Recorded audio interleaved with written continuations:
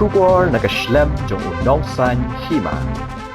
Menteri Kesorkar Jela beripet ya ketenat social welfare ubak po lingdo haba aijing kran cekilat patai kubor mentagas ni kaspotrik unaitung arajar apusan uloong bakajing don jangkin hikin hon ba per ki bateri hapo kajing pet jong ketenat aijing rapat ba nega social welfare kapan i bakidang yai trish tom ban penduk no ikajing Thombor persha igi Kynthei bat igi kena shu uloong Kadai ke Jingjia ke basungsi Henry nginom Ailad satya ya kum kini bakin wanja bat banwat beniak bha ban pencitom mikirunar ki bajule ya ki kam sniu ula ben rabda ke boong bangis ngau kemen ru baki kenhon bat ki komiti baper hapo kani ketenat ki trei bha shisha bat ngidan ru ya ki nong yalam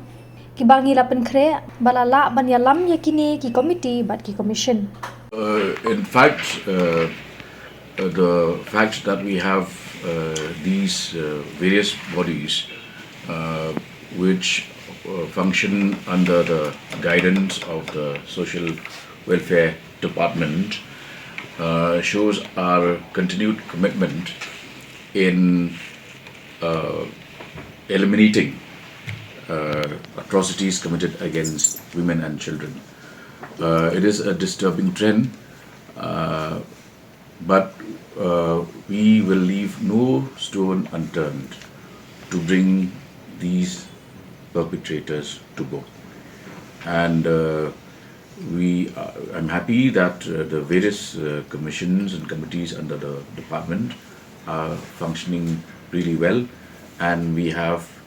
committed and capable leaders heading these various committees and commissions.